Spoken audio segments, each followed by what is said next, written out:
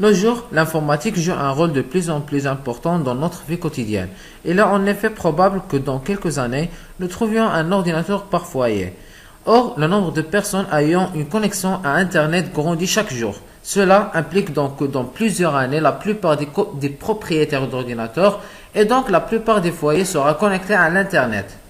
Le meilleur moyen d'être victime d'un virus informatique étant de télécharger des données. Ce que l'on fait par la simple action de surfer, recevoir un email ou encore de chatter. On sera donc de plus en plus sujet à être contaminé. Maintenant, on va définir c'est quoi un virus. Alors, un virus est un petit programme informatique situé dans le corps d'un autre, qui lorsqu'on l'exécute, se charge en mémoire et exécute les instructions que son auteur a programmées. La définition d'un virus pourrait être la suivante. Tout programme d'ordinateur capable d'infecter un autre programme d'ordinateur en le modifiant de façon à ce qu'il puisse à son tour se reproduire. Le véritable nom donné au virus est CPA, soit code autopropageable, mais par analogie avec le domaine médical, le nom du virus leur a été donné. Maintenant, on va citer les différentes catégories des virus.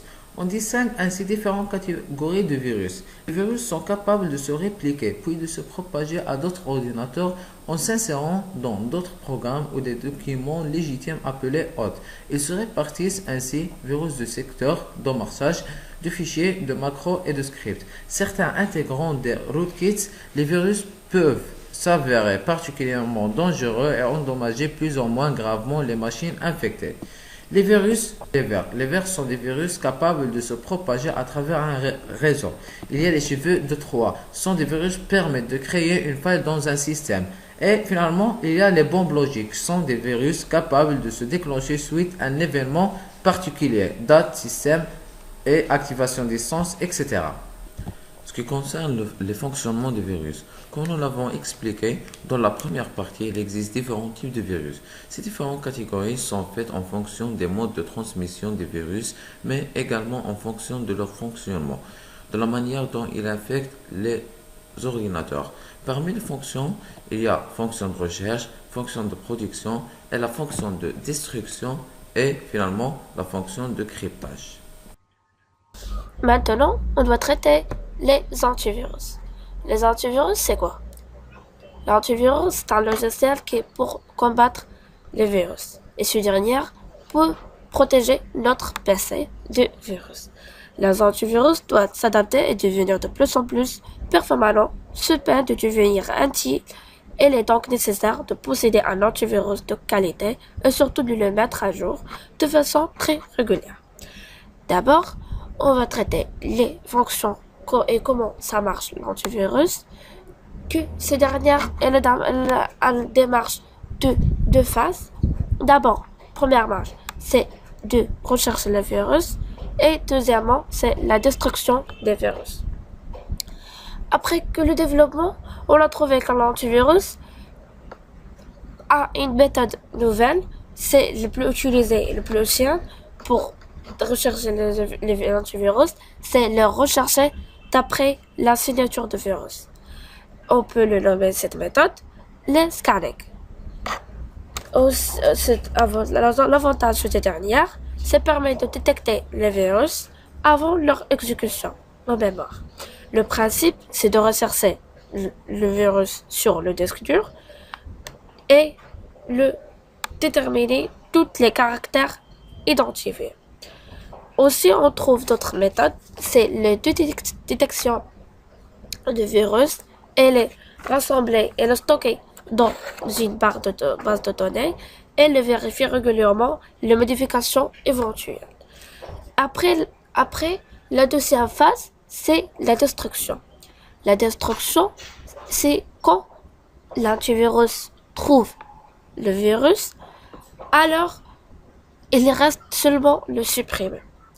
On le supprime, soit on détruit une partie du programme sain lors de leur duplication. Si n'est pas possible, la seule solution, c'est la destruction des fichiers affectés. Même si on a fait tout ça, le virus reste dans le PC, alors que peut-être le virus est plus caché. Donc, on a besoin de méthodes pour bien préciser la localisation du virus et dans leur code de fichier.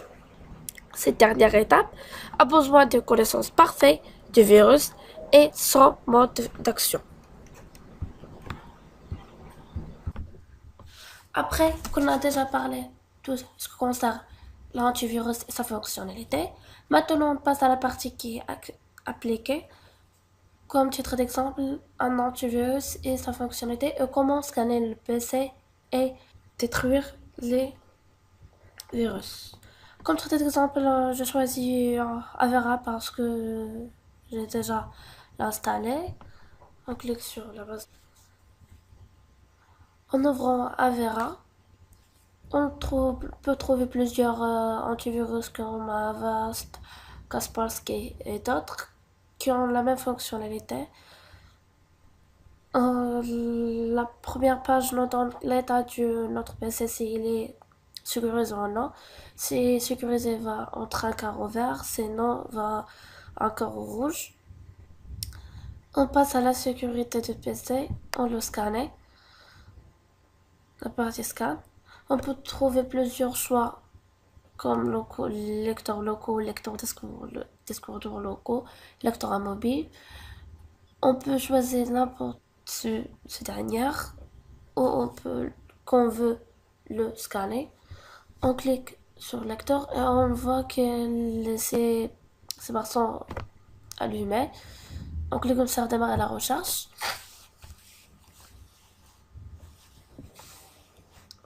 Un message s'ouvre que l'on donne l'état du scanner. Cette partie parle sur tout ce qui concerne les fichiers contrôlés. Et c'est tout ce qui concerne l'information sur le virus. Si on a résultat positif, donc on a un virus, on a un numéro ici. Si on a un avertissement va entre toutes les informations ici. En attendant la termination du scanner, une fois il est terminé, il s'ouvre un message que dans la résumé du scanner. On a ici des statiques, les fichiers déjà, les fichiers, l'archive, et on a un avertissement. On voit le côté d'avertissement, on a le cheminement du fichier, on a l'avertissement si le fin inattendu du fichier atteint. Alors, on clique sur fermer. De ce côté, on peut cliquer sur rapport qui est dans le rapport de l'analyse, tout ce qu'on a. L'adresse du fichier, voilà, toutes les informations qui concernent ces dernières, de la recherche, et la date et l'heure, et le temps nécessaire. Et on clique sur arrêter. Aussi, on peut distinguer l'autre antivirus, Malwarebytes, anti-malware. Malware, c'est la signification du virus, c'est un autre nom pour le virus. Aussi pour affecter les virus, on aura ce message. On a recharge, ou on peut dire la scanner. Il y a protection, on a mise à jour. Quarantaine, c'est toute la menace et le virus qu'on a trouvé. Le rapport, l'exécution et les paramètres. Et on a d'autres. Par exemple, tout ce qui concerne les paramètres généraux, ou bien d'examen, ou bien de mise à jour, ou bien paramètres de planification. On a un message de fonction n'est pas disponible pour les utilisateurs ayant une licence. On a d'abord besoin d'une licence. On a d'autres outils. Et on a à propos tout ce qui est en relation avec l'antivirus. On passe à la côté de recherche. Soit on fait un examen rapide ou bien complet et clair. La différence entre ces trois, c'est la rapide, c'est tout technologie unique de recherche rapide pour détecter tous les virus qu'on a dans le système. Complète, c'est de sélectionner quelques fichiers sur les lectures sélectionnées et éclaire et analyser la mémoire et les éléments autour. On clique sur un examen complet, recherche, un lecteur H, on clique sur recherche. On a un lecteur liste des objets de registre, les éléments analysés, les éléments détectés et le type d'examen et le temps écoulé. Si on a un élément détecté, cette barre va changer à la couleur rouge. On a soit suspendre l'examen, on peut suspendre l'examen, abandonner les examens.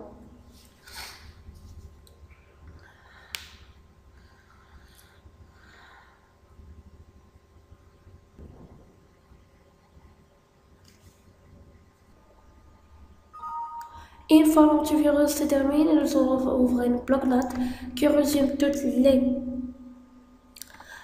l'examen. On trouve la date et le jour et les types d'examen, ou si les éléments sont des examens qui sont activés ou non activés, et le temps écoulé, et les éléments qui sont détectés. On a 0 qui ont détecté, alors on n'a aucune menace.